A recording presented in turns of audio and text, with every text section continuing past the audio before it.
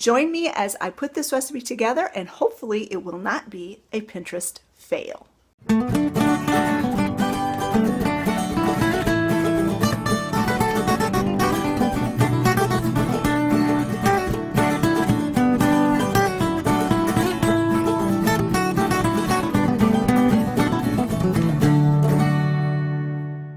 Hi friends, I am joining in a collaboration that is being hosted by Gina from Peace, Love, and Homeschool, and Ingrid from Mommy and Mia Homeschool Chronicles.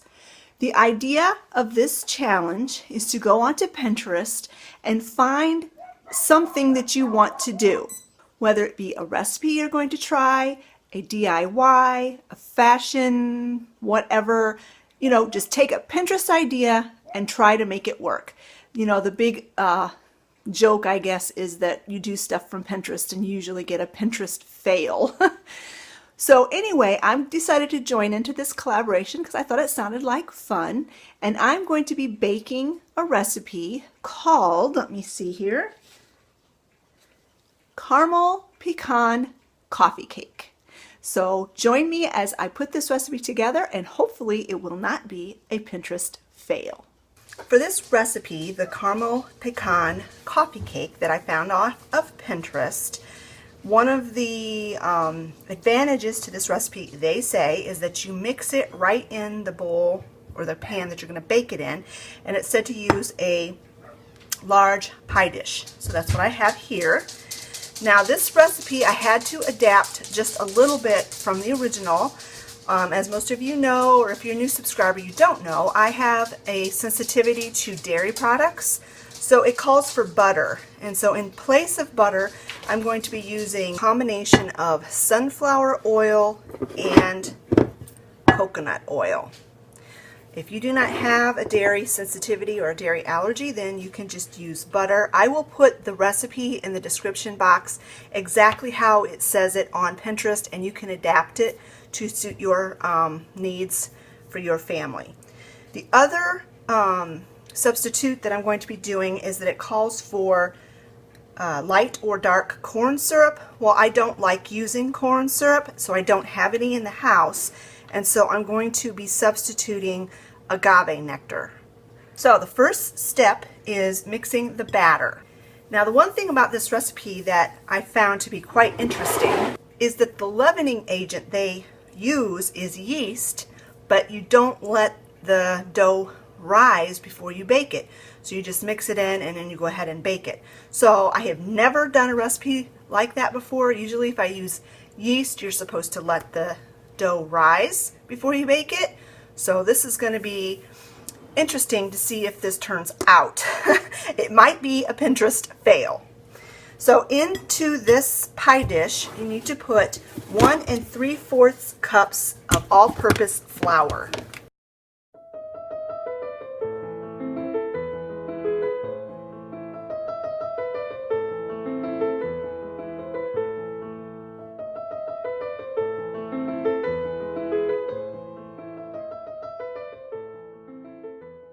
And then it says to add 2 envelopes of rapid rise yeast. I get my yeast in bulk, so 2 envelopes equals 6 teaspoons of yeast. So I'm going to go ahead and just put 6 teaspoons in. 1, 2, 3, 4, 5, 6. 2 tablespoons of sugar. And I use organic sugar, so it is kind of a caramely brown color.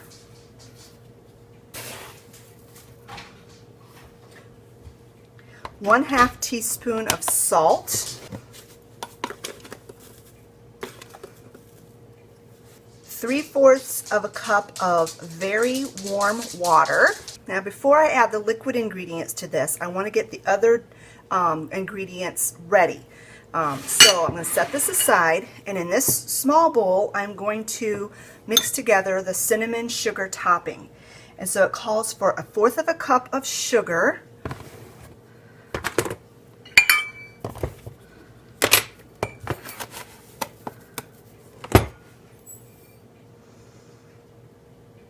and 1 teaspoon of cinnamon.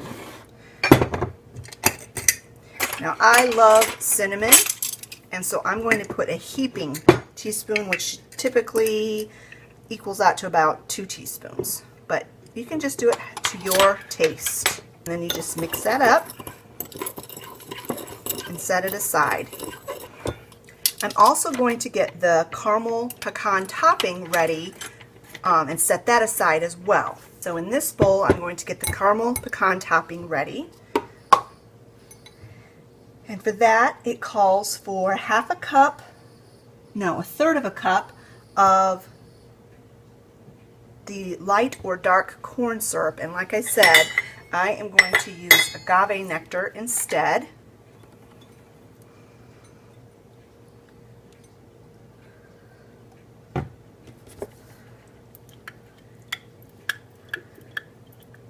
You also need a third of a cup of brown sugar, packed.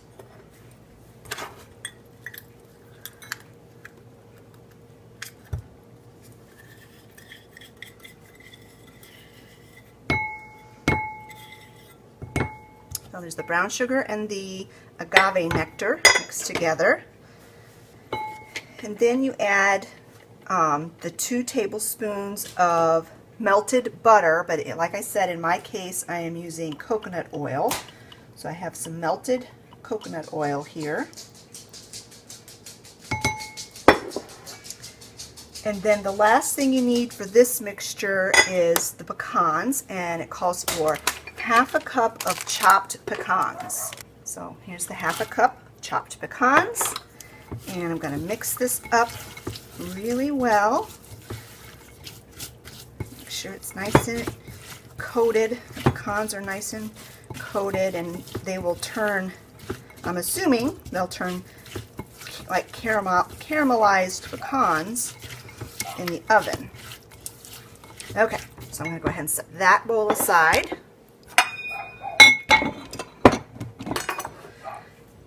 We'll pull this bowl back, and now to this you're going to add 3/4 of a cup of very warm water and 2 tablespoons of melted butter if you're going to be using melted butter, but in my case, like I said, I'm going to be using sunflower oil.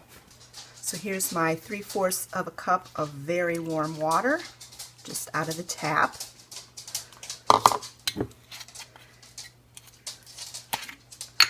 And then 2 tablespoons of the sunflower oil.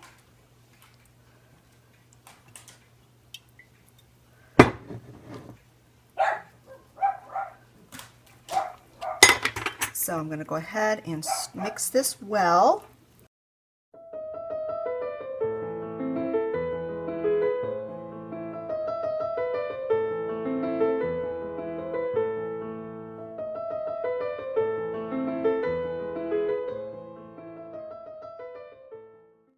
Well, this definitely turned into more of a bread dough type consistency than a batter consistency, which I wasn't expecting.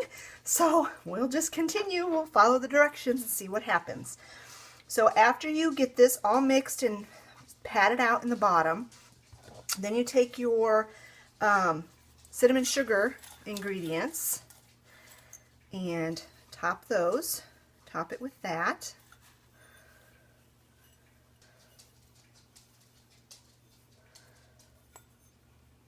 Then you spoon the caramel pecan topping evenly over the top.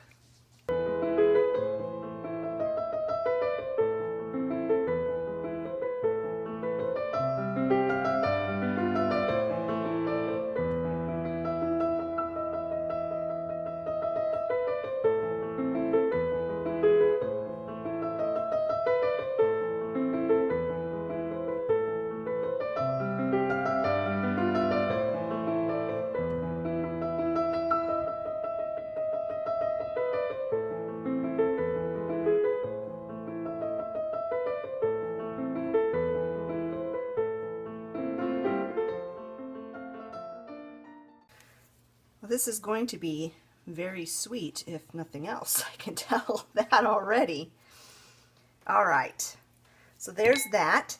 Now, what you need to do is you bake it by placing it in a cold oven and set the temperature to 250 degrees.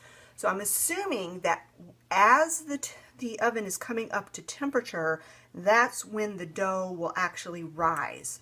So I'm going to go ahead and put this in the cold oven, and I'm going to set the temperature to 350 degrees. You bake it for 25 minutes or until it's lightly browned, which I don't know how you're really going to be able to tell with all this topping on it. And the center is firm. So I'm going to go ahead and get this in the oven, and when it is done, I will bring you back, and it says to serve it warm. So I'll let it cool slightly, I'll cut it, and we'll try it. So I just pulled this out of the oven. As you can tell, it's still bubbling like crazy. I had mine in for more like 29 minutes. I just wanted to make sure that it was totally done in the middle. And it is firm. When you push it, it's firm. So I'm going to let this cool down for a few minutes, probably 20 minutes or so, maybe a half hour, and then we'll cut into it and see how it turns out. Right, so this is cooled for about a half an hour. It's still pretty warm, but we're going to go ahead and give it a cut it and give it a try. It says to eat it when it's warm. So I guess I'm just going to cut it like a pie.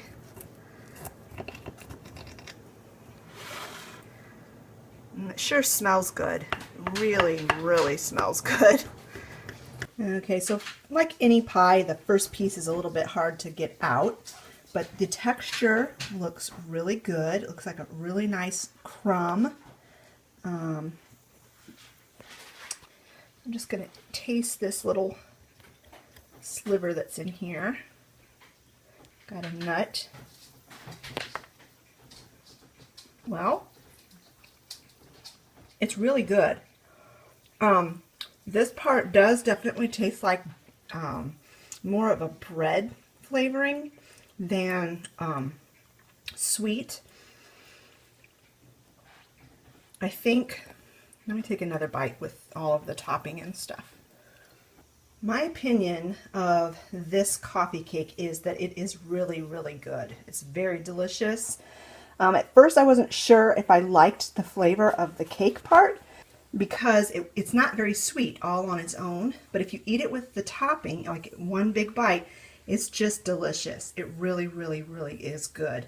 I would highly recommend it. It's very, very easy. You could whip this together in the morning if you're expecting company for brunch. It would make a beautiful brunch. It would make a beautiful special breakfast for like Christmas morning or any occasion really. So I really highly recommend this, and this was not a Pinterest fail. I would like to thank Gina from Peace, Love, and Homeschool and Ingrid from Mommy and Mia Homeschool Chronicles for putting this collaboration together and this challenge. I had a lot of fun. I think this is the first time I've ever made anything off of Pinterest. So thanks a lot for joining me, and I hope you enjoyed this video. And we will talk to you later, friends. Bye-bye.